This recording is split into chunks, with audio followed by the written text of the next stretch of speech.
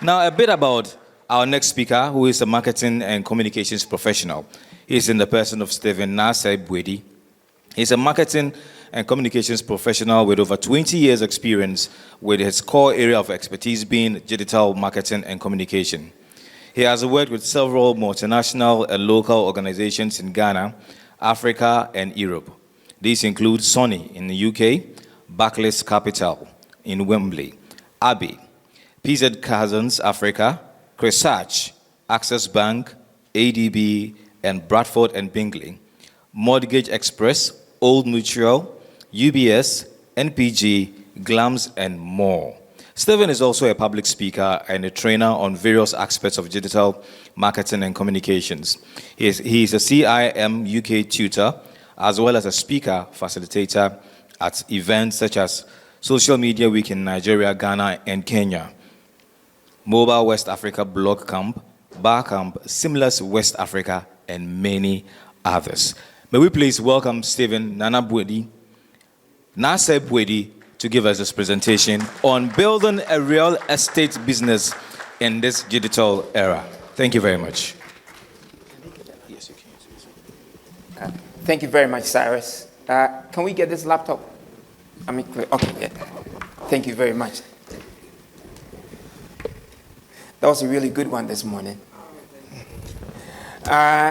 Like Cyrus said, my name is Stephen Nasai. I have a marketing and communications background, and for this session, for the next 30 minutes, or even, lesser time, I'm going to talk about how you can build a real estate business in a digital era.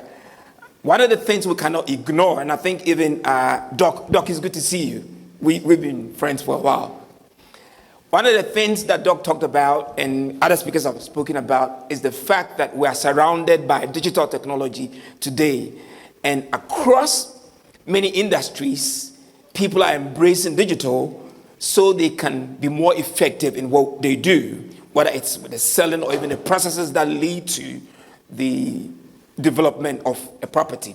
So that's what I'm going to talk about. I'll highlight some areas that we need to look at and then give some tips. Okay, but I'll focus more on the marketing and communication part because that's where we make our money, isn't it? So I'll focus on that. Yes, there's a conversation that was going on. I just want to chip in. For example, in Ghana, when you talk about blockchain technology, people think of Sakawa. But that could be a possible solution to this registry of properties, where we have a register that is crowdsourced. So like Vicky was saying, that developers need to contribute to this platform. It's crowdsourced. So you as a developer, you add your data to it. Because it's blockchain technology, people can access it with the right assets, can access it from everywhere. It introduces transparency to everything that we do. Because whether we like it or not, in property sales, trust is key. If people don't trust you or they don't see you as credible, they will not want to do business with you. All right. So I'm going to talk about, to start with, the digital landscape, because often when you talk about this, people ask the question, but how many people cry are online in Ghana? Excuse me when I start using tree, it's typical of us. But people will ask, how many people cry are online in Ghana? The question I often ask is, when was the last time you went to what we used to call internet cafe? When was the last time you went to one? We don't go to them anymore, right? A few years ago, when some of us came back to Ghana, busy internet was a big business in Ghana. It was the meeting place, it was everything in Accra. But what's busy internet today? Because today, people can access the internet on the go. Real time, midnight, dawn, whenever, they can access it. So that's a no-brainer. That question shouldn't be asked. And from some data that I'm going to show, I just showed some slides just to lay a foundation.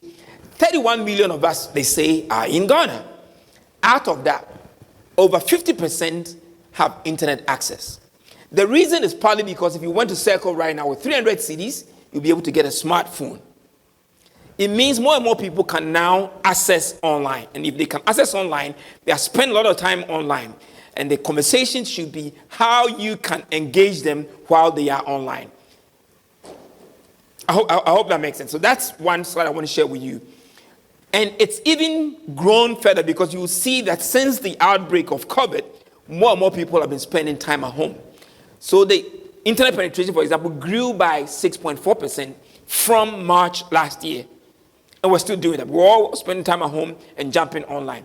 That's why your grandma will send you Ubinim's videos, which you can now get online, right? What's even more interesting is that social media penetration grew by 36.7%.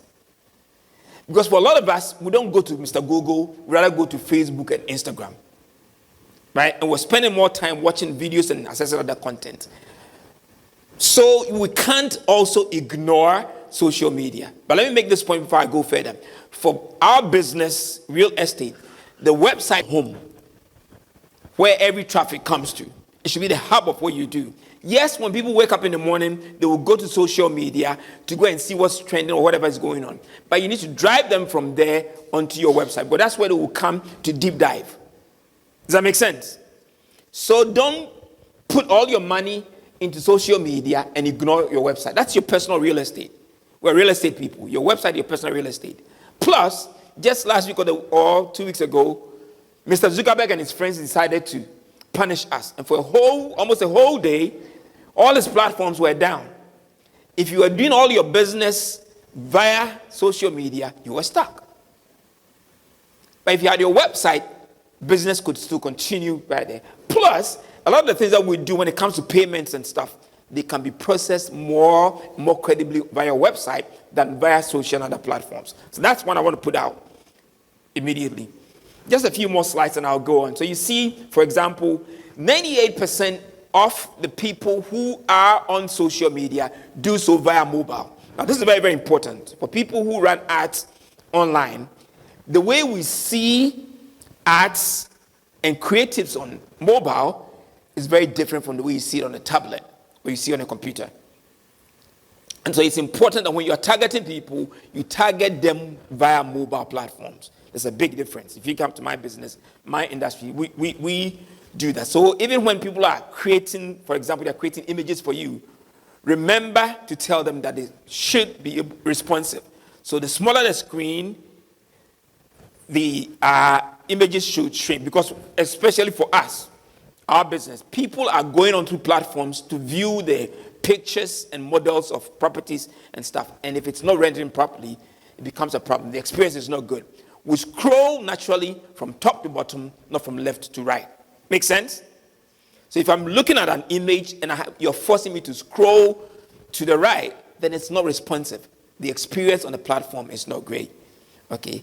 And remember, in our business, we enable people to dream about their future home.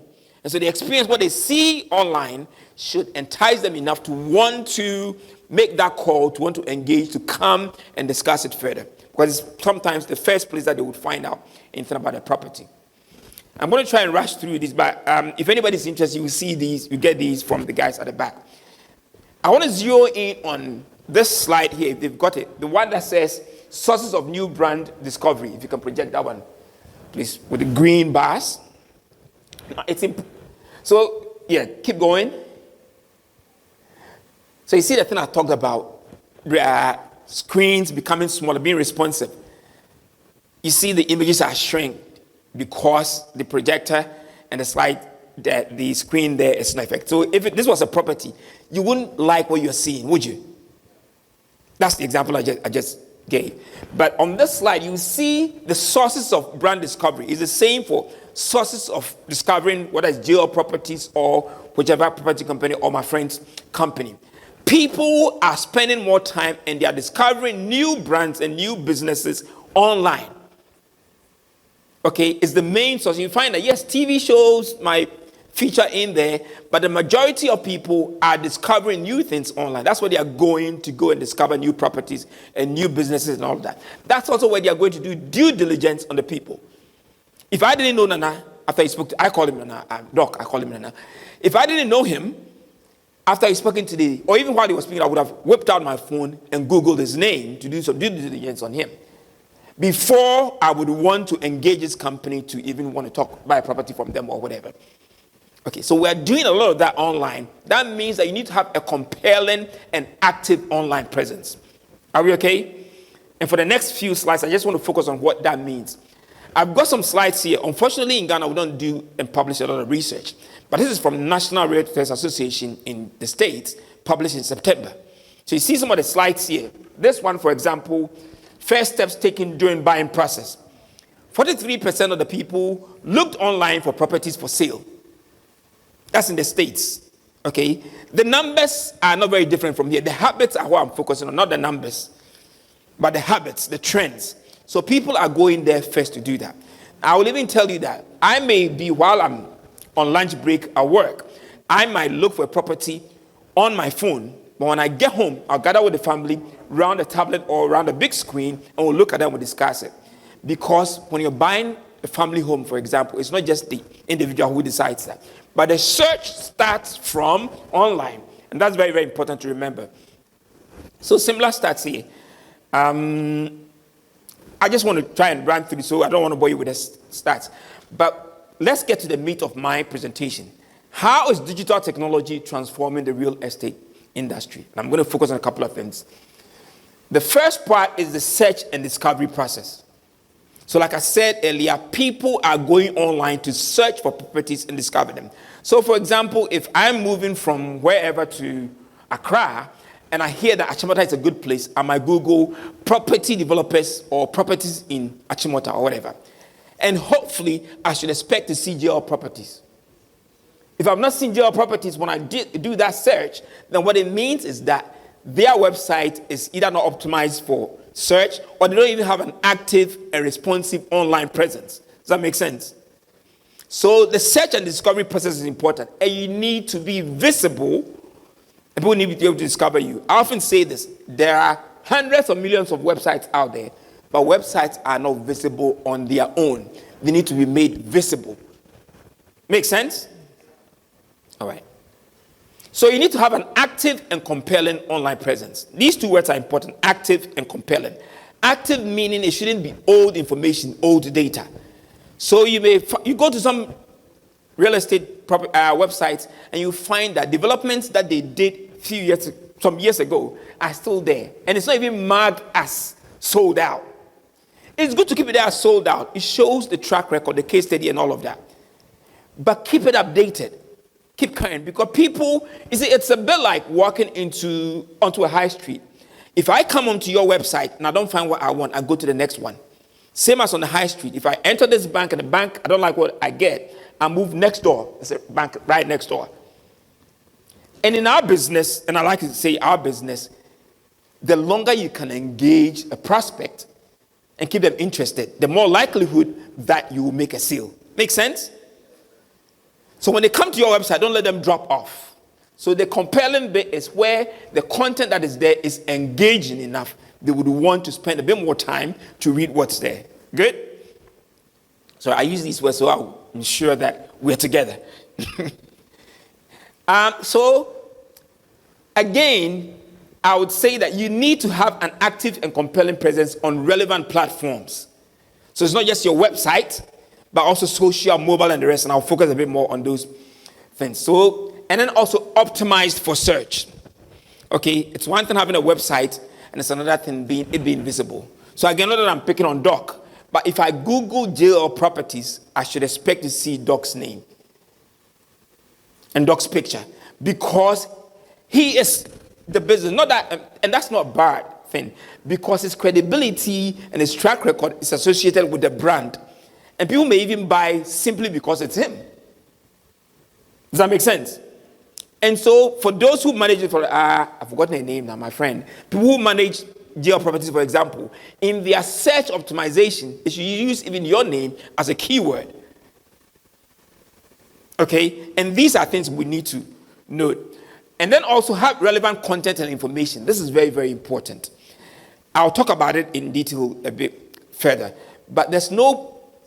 You see, it's very, very shoddy work if I came to your website and I didn't see good pictures of even the developments I did. There are tools out there for you to do even the modeling, the 3D, use videos and all sorts. So invest a bit in the imagery for the platform, for your website or social media or whatever. Don't just take shoddy pictures and then put them there. It doesn't help with the experience. Remember, you are trying to sell a dream to people. If what they are seeing is not good enough for them to want to dream about, they are not going to continue the engagement. Okay? Now let's delve into some of the platforms I've talked about. So a website, for example, I always say that one of the first things you should have is a website, at least a one-pager website, which will talk about your business and current developments and all of that. But if you can have a full one, that's great. So have a website, and the website should be responsive. But that's what I mean is, as you move from big to small screen, it shrinks, and you don't have to scroll from left to right. Okay? All right. And then also the layout and navigation should follow the user experience, what the user expects to see. So if I came there and the menu, even where the menu is and items are hidden, it doesn't help with the experience. If I went to any property developer's website, I would want to see home, about the business, properties that are available now, things like how to contact you and all those things. So these happen, and they should be up there on the menu so I can easily see them, can be easily accessed. So that's what I mean by the layout and navigation, okay? And then it should have compelling and pleasant look and feel, okay? Even the colors, the branding, what we call like the branding or whatever in some sense, they should be appealing. So when you're looking at it, it's something that you like, you'd want to see, you want to revisit, okay? People don't go to websites where their experience is not great. They don't go back there, okay? And then optimize for search. I talked a lot about it earlier. Websites don't get found on their own. They need to be optimized so when people go to Google, they will find it. There are a lot of people in this town who may even know the URL like jlproperties.com or whatever, but they will still go to Mr. Google before they will go to jlproperties.com. And so it should be optimized for search so that even if I forget the name of the company, because it's optimized for search, if I put in any keyword, I'll still find you. Okay? And then optimize load time. This is very, very important. In our business, our websites will always have big images and all of that. So you need to optimize the load time. The problem, there's something we call bounce back. Okay? If I'm trying to access your website and it's taking longer than 3, 4, 5 seconds to load, I'll just stop and go to the next one. So you need to optimize the images. It's all right having nice, all singing and dancing images and videos, but they don't work, especially when people are accessing it via mobile. And data, let's face it, is expensive in this town. So you need to optimize them. One tip I'll give you is, if you have videos, don't put the videos directly on the website. Put them in YouTube. YouTube strips them and optimizes the site. Then you embed the video on your website. Make sense?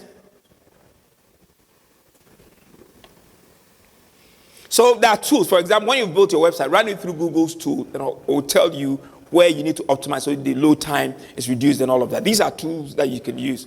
I don't want this session to be too technical, but at least let's get the ideas so you can speak to somebody who can help you. Okay. And then it should have relevant pages and content. I talked about it earlier. So you have about us, case studies, for example. So again, not that I'm picking on Doc, but I know what they've done. Like even reclaiming the baller there. That's a big case study. Okay? So there can be a whole, this is how we met. This was our plan. This is what we achieved. We put there 100 or 200 properties, this and that, and how the whole place has changed. Anybody who didn't know it before then wouldn't believe that there was a baller there. For the first time I visited, I said, won't even the smell come over? And he said, you remember you told me, no, it won't come over. So that's a case study that's worth looking at, because these case studies show your track record, and when you want to deal with people, people want to check all these things out, want to deal with you. Yeah? And then testimonials, for example. Doc said it again, that in our business, referrals are great. You sell more properties through referrals than even through the ads that you would run. So where you have a good testimonial, publish it. I often say this, in Ghana, people don't volunteer testimonials. So when you do business with somebody and you finish, ask them, would you mind giving us a testimonial? Would you mind saying something nice about us or whatever? You request that, otherwise it lives in their head. They don't share it voluntarily. So you need to ask them. Then you capture these, whether on video, text, or audio, whatever, and then you record them. So when people come, they can see the great stories that people tell them. If I went on the portal and I found a testimonial about my friend Efua here, for example, because I know her and I know what she does, it adds more believability and credibility to what I'm seeing on the platform. So that's the point I want to make here.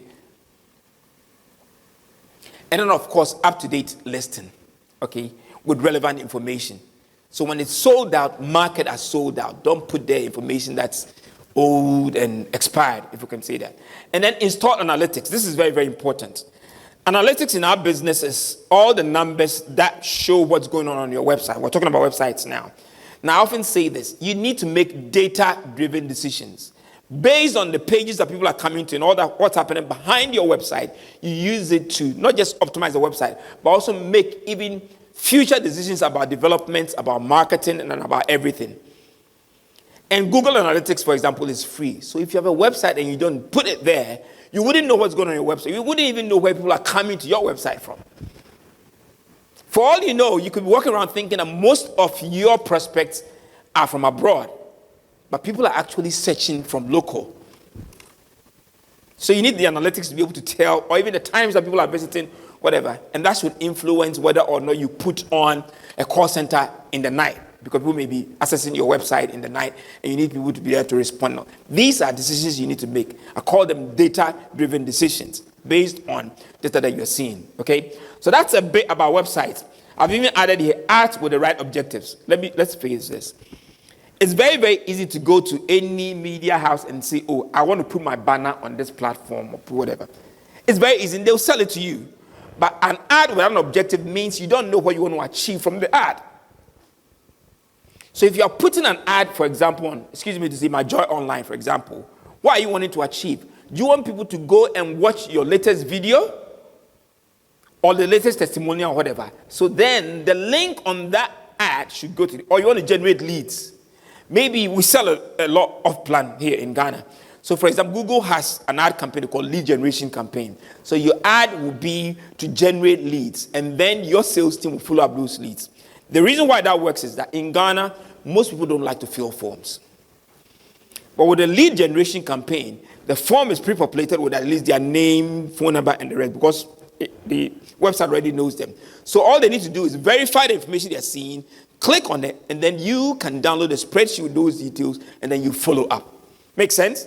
So run the right ads. Don't just pay for any type of ads. You spend money not getting the results you want. There's no value in visits if they don't lead to leads and business. Okay? All right, then listing websites. So I've looked at websites, your website, for example, and look at listing websites as well. Because we've got some of them around. They are not your websites, but because they are bespoke platforms for listing properties, you want to probably put your stuff there. So I'm saying first, list on relevant websites. I'm not killing anybody's business in this town, but there's a website, for example, like Gigi. How many of you know Gigi? It's not bespoke for property selling. So don't go and waste your time there. Do you understand what I'm saying? Same as the other one that starts with a T. And there are a lot of scammers on that platform. Do you understand what I'm saying? But there are a few bespoke ones. I don't want to promote this business, but one of my friends has one that begins with an M. Okay? That one works, but it's bespoke. It's known as a property listing platform. And it builds partnerships with property developers and stuff. So that's where you want to be and list your property. Not on any of those other ones which will just take your money.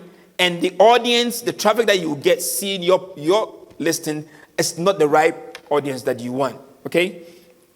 And then the right category and promotion. So if it needs to be under, for example, affordable properties or luxury properties or whatever, it's listed at the right place, not listed anywhere else.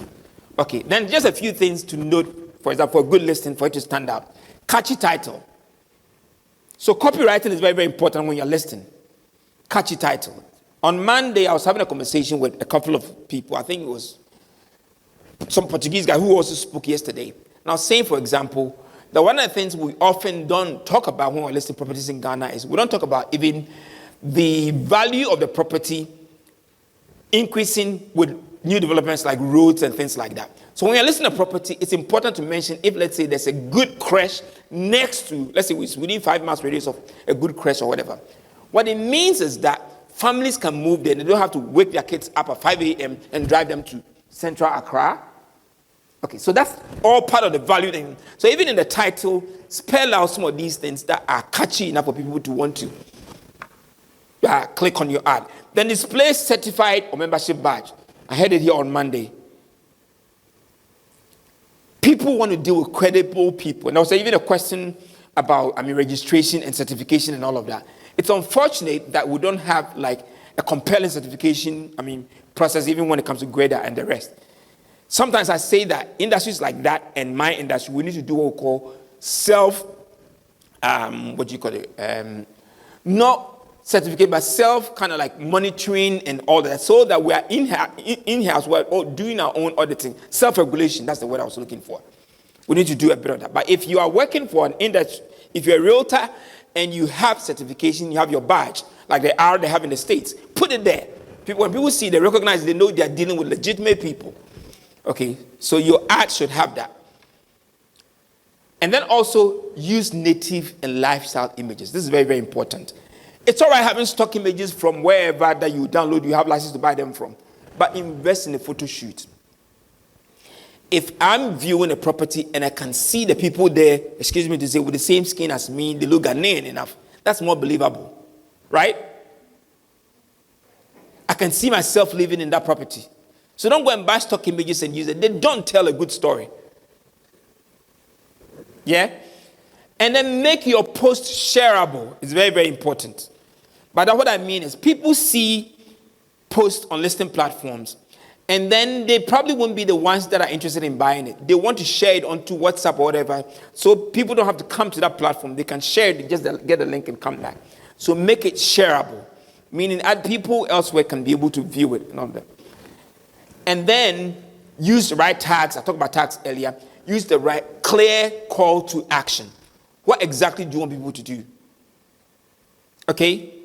And then link for more details. I often say that if there's space, use it to drive traffic back to your website.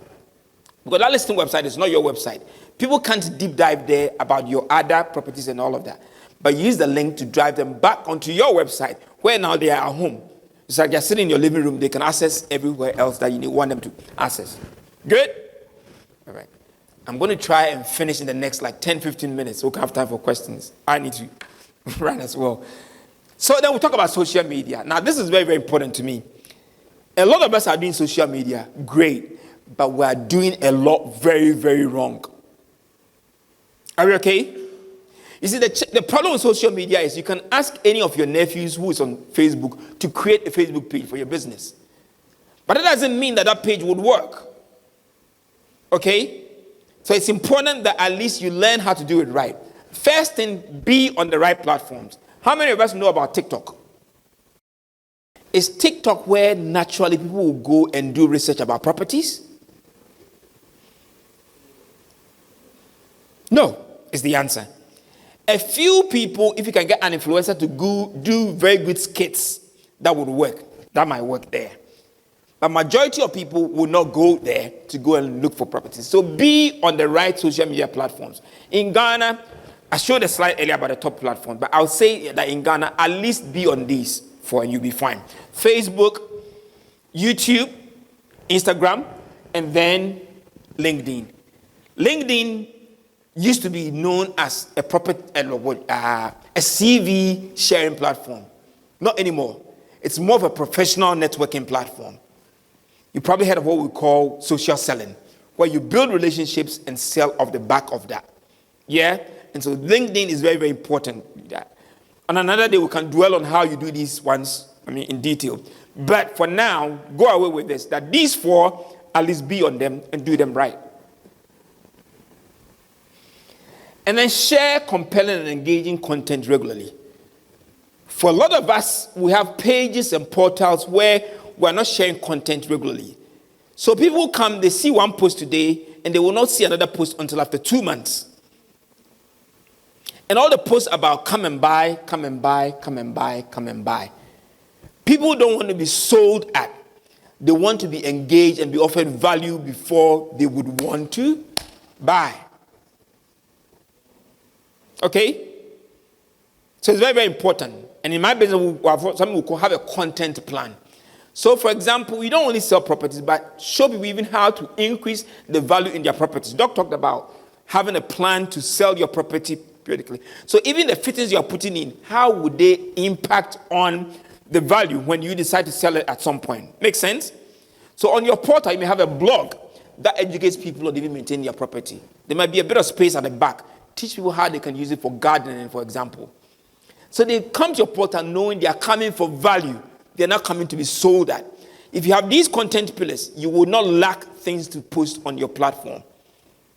Are we good? The room went quiet.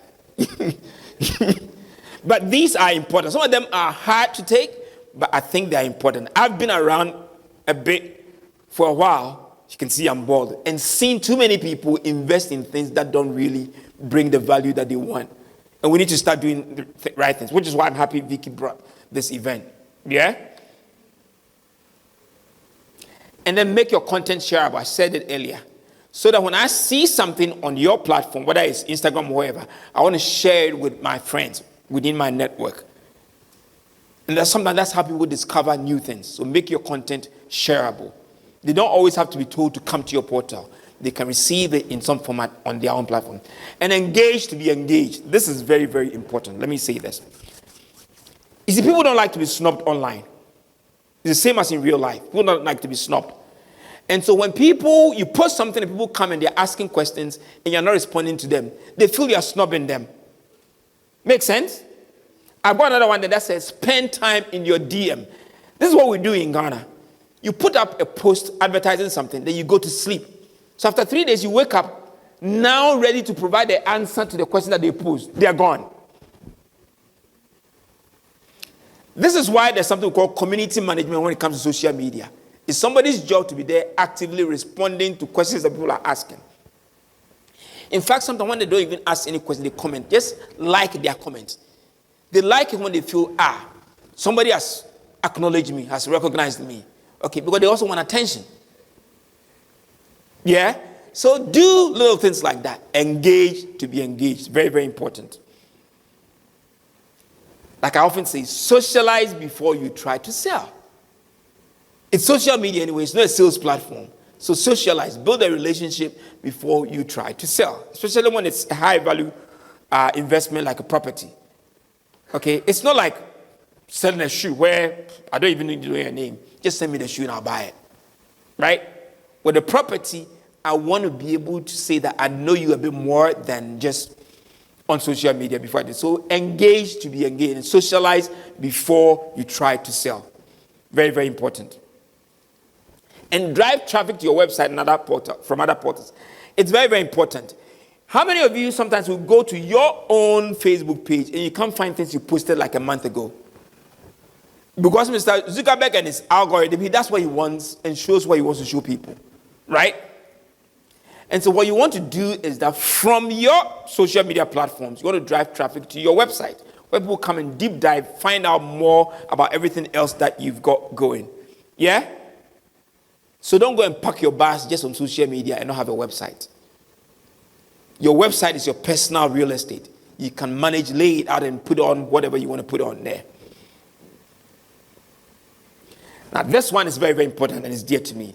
Do not just boost posts. Set objectives for every money you put behind every post. You see that blue button on Facebook which says boost post? Have you seen that one? It's the quickest way to give free money to Mr. Facebook.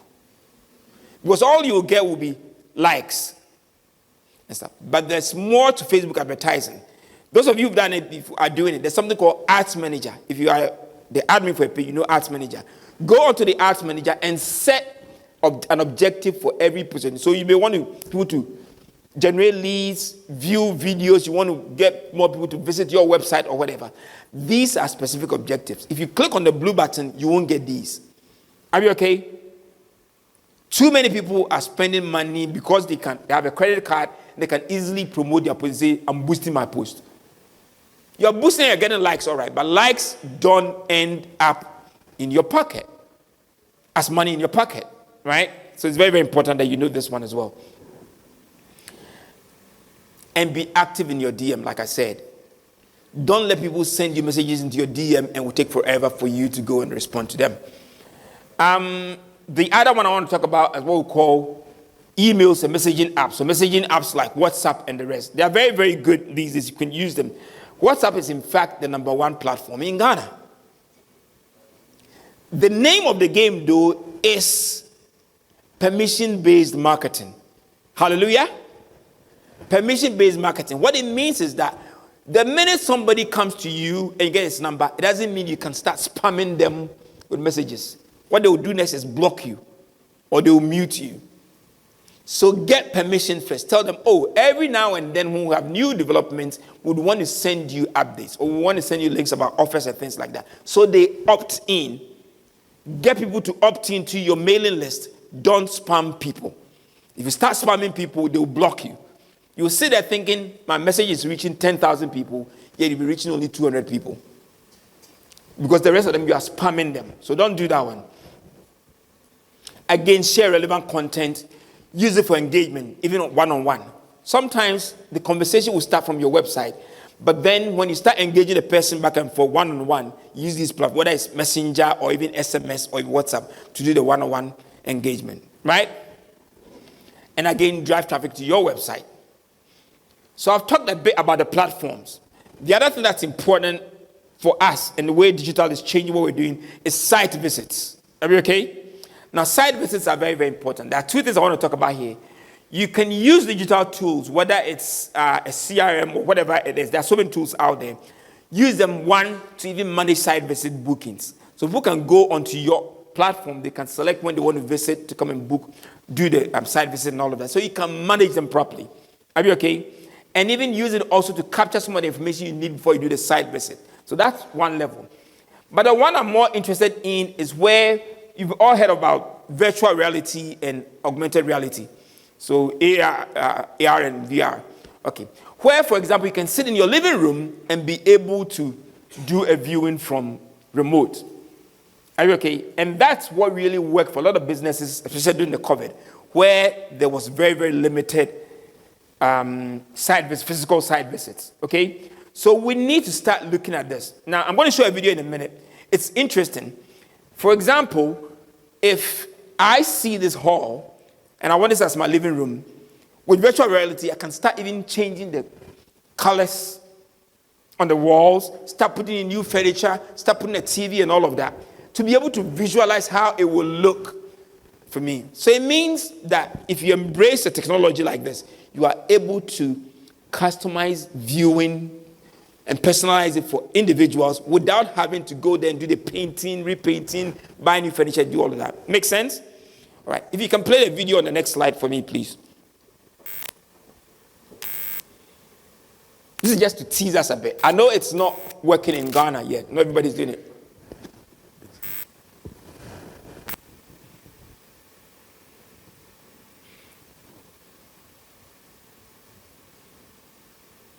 Can we get sound?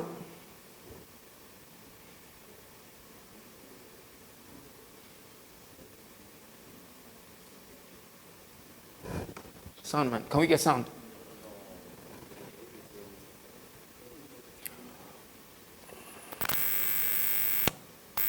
Sorry.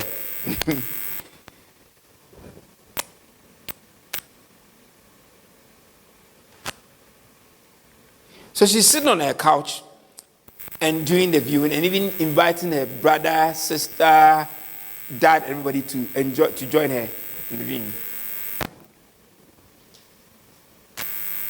Uh-oh. If you can't do it, should we move on? Or you're trying it? All right. They're struggling there. But the point I want to make is that it's possible. So maybe even while we're waiting to start this session, you could have sat out there and done viewing with a number of people by just leveraging on a tool like AR and virtual reality. Just do that. Let's start looking at how we can embrace these to do what we need. If you want it and you get the slides, you can be able to watch this video. Or just Google how AR and virtual reality are changing property viewing industry. Okay? All right, so that was the video. I'm trying to round up now. The other bit, which I think Doc and I will talk about, is documentation. Is that okay? I can't tell you how long sometimes it takes to get even just somebody to sign a signature and bring it back to the office. Sometimes it takes months. Why can't we embrace electronic signatures? So he signs it, and then he will come and sign the 115. If you want him to sign with a pen, when we're closing the deal, when we've done all the due diligence and we're closing it, he signs that one with a pen on that day. So the process carries on.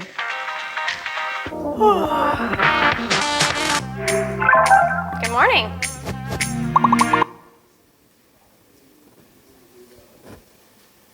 Let's move on, yeah? They can watch it later on, maybe during the break or whatever, since I've already moved on. Okay? Are we good? So don't play it. Let's just move on. They can come back and watch it later, during the break or whenever. But the first point I want to make here is that we can embrace digital documentation to make the process quicker. Okay? Cut a lot of time out of it. Number two, we can also use it to add a lot of credibility and trust to it. I talked about blockchain technology earlier. But you see, when things are digitally documented, it's more difficult to fake them. Is that okay? And it's easier to share documents. So, for example, somebody needs to sign a document and send it to you, or they need to send you even their ID, whatever. You don't need to wait for them to come with the physical passport or license, then you take a photocopy and all that. Let them send it to you via even WhatsApp. Once they send it, when you are ready to, you've done your due diligence, you're ready to close it, you just use that opportunity to validate what they sent to you earlier. Okay? So the process can carry on while you wait for the hard copy or whatever to come to you. We need to start doing some of these things. Otherwise, it takes forever to do. And the technology is there. Let's not lose money by just sticking to old, traditional systems. That's the point I want to make here. Okay? There are also even portals that you can use to collect data and validate data. We talked about it earlier. Vicky talked about the portal that's been set up where you can use it to even do search and find information about it. We need to start embracing these. Is that okay? And I'm very happy that that is there. What we need to do is create more awareness about this portal and encourage more people to go there. It's crowdsourced, so the developers put the content there, but we also need to tell people that this is available for them to go and search for information on properties. Is that okay? All right. I think I've got just like one slide to go. Then there's this big thing called estate management, because I know also that one of the challenges we have in our market is that people buy nice properties and it comes with estate management contract. And the estate managers often are the ones that end up giving the developer a bad name. People don't often separate the estate manager from the developer. They think it's one business because you are the one that sold it to them. One of the big PR cases I needed to deal with was, there was a big property that was sold somewhere. If I mention, you would know it. And what happened was that people they want to create first a Facebook page that was discouraging people from buying that property because even the rubbish was not being picked by the estate management company, where there were all sorts of issues. I was there one day when they come and said, "NASA, we've got this PR issue we need to deal with." They said, fake Facebook page where they are telling people not to come and buy our property because the estate management money they take, they don't invest it, and all of that happens. So let's embrace some of these technologies. For example, for even booking things like even how things will be serviced and all those things. It also helps you to be able to keep track record of what's going on in every property that you're managing. There's a digital record of it so that you can be able to look at it. It's a bit like the car business. In Ghana, when people are buying cars, they don't ask for the car's service history. But elsewhere, the service history adds value to the car. In the same way, if I have the service history of an estate kept by an estate management company, that will enable me to be able to say, this place has never been flooded. It's never had this. We've never changed the roof or whatever. So there's a lot of value in that compared to a nice building that has a history of flooding. Are you okay? And as an estate manager, use one of these tools. It can even be just a simple spreadsheet that you use to book it. But elsewhere, there's technology, for example, to even manage who is accessing the property, at what time, the frequency, and all those things. Just with a swipe card. Okay, so we need to invest in some of these. Things like, if you want to do the simple one, even a spreadsheet, you can have things like the tenant or occupant details, have things like even the property details, and repair requests, so you can be able to track what's going on in the property and all of that. Then last one, building information. There are tools where we used to say back when we were in school that nobody wanted to share a room with somebody who was studying Akito. You know what we call Akito? Yeah, because they always came with big drawing boards, and they would take half of the room. Those of us who are old enough to know that. Today, a lot of the drawings and all that happens even on the tablet or on the desktop. Okay? And changes can be made quicker. So embrace some of these tools, some of these apps and the rest to be able to make the whole process end to end of the design and everything smooth and be able to have quicker turnaround, introduce efficiency into what you're doing. Are you okay? 3D modeling and all of that. Then last one. I've talked about analytics earlier, but this last one is important and insights as well. But listening to me is very, very important. Now, let me say this. These days, everybody's a publisher. Yeah? Anybody with a smartphone is a publisher. So you can sit on Twitter and tweet whatever you want. You need to understand that there's an active conversation going on about your brand and your business, sometimes in real time. And your job as the brand owner or the business owner is to know what they're saying about your business, not to go and fight them, but know it so you can know how to respond appropriately. Sometimes you don't need to do anything, but you need to at least know what's going on. Make sense? So I might go and do a viewing with an agent, and the way the agent behaves, a source that he's probably looking at selling it to cut some corners or whatever. And then I go online, I go and tweet it. That this guy is a dodgy estate agent or whatever.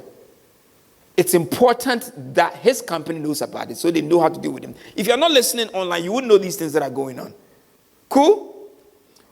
And sometimes, because everybody's a publisher, even when we have not done our due diligence, the first thing we do is we get out our phone and we tweet or we post anything online. We start sharing content. So it's important that if you're going to do this business very well in a digital era, have what we call listening tools. There are some that I've mentioned, Talkwalker, Hootsuite, and the rest. They enable you to participate in the conversation that's going on about your brand and your business. Are you okay? So that nobody will go and post and say, this company, the owner, he stole money from this party, and that's where his money comes from. So all of a sudden, they blackmail the company. You need to know what people are saying about you and your business. And that's the listening and monitoring part that I'm talking about. I think that's just some final closing things. So a couple of things I want to leave you with.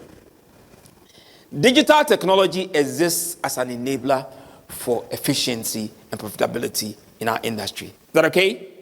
There are some things it will not replace. Technology will not replace.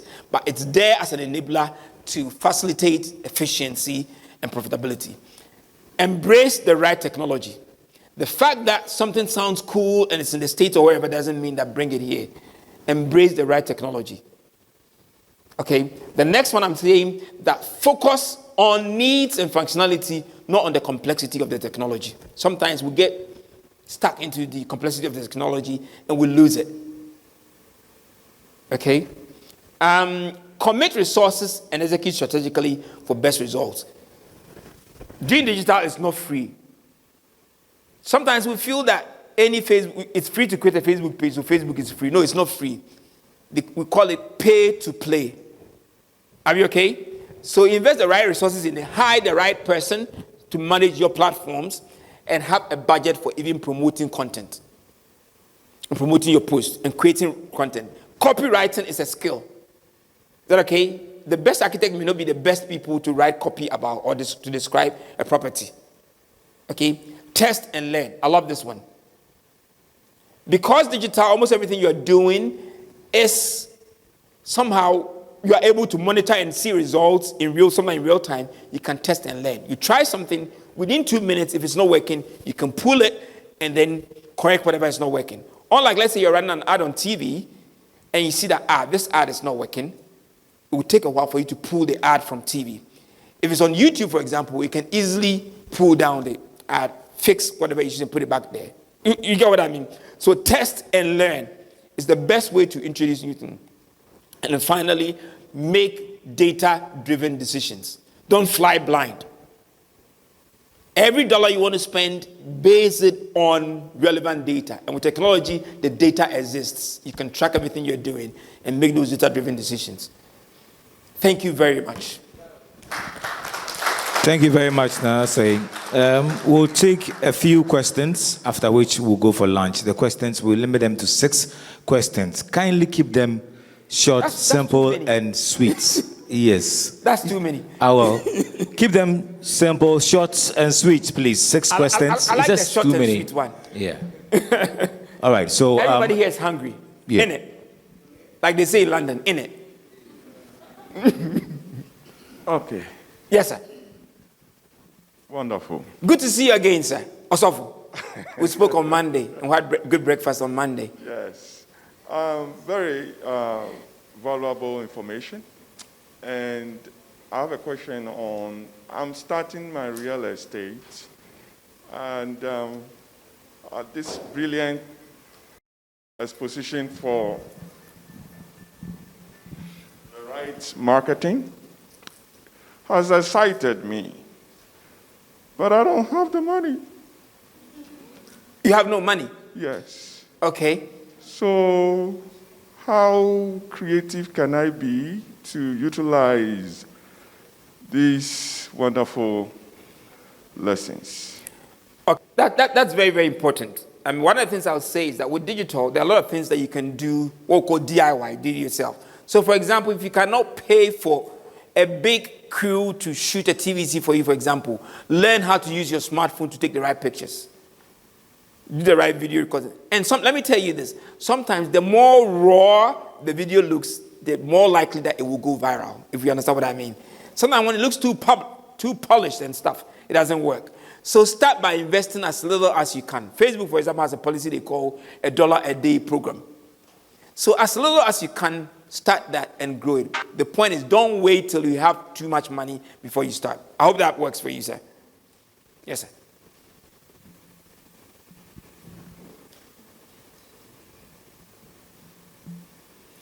I think I'm discharged.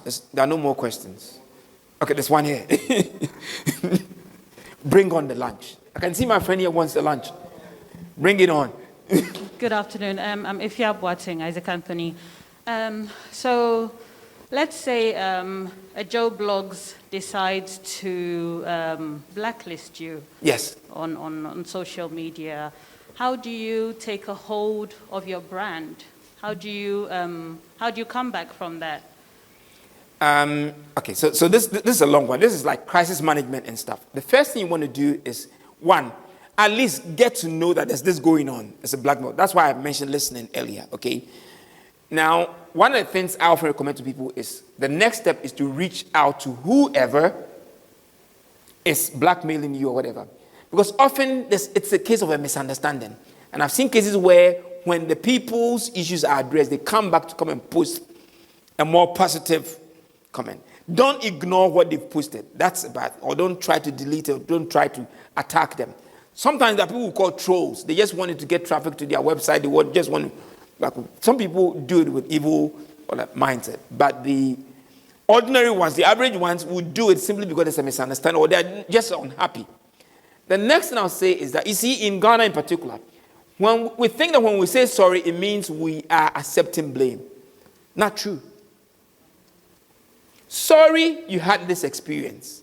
Then you explain that, unfortunately, this is what happened. We can't do it. And then if there's a remedy, you do that. But we are too slow to say sorry. And so we lose getting the people to turn around. I hope you understand what I'm saying. Yeah. So these are the initial things you would do.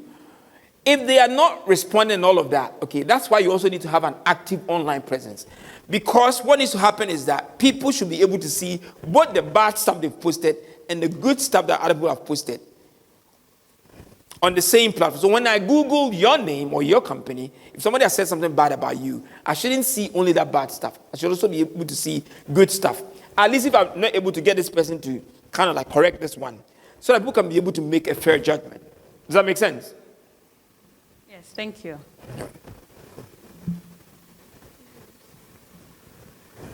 All right. I think I'm discharged. Thank you very much. And let's go out there and make some money. Yeah?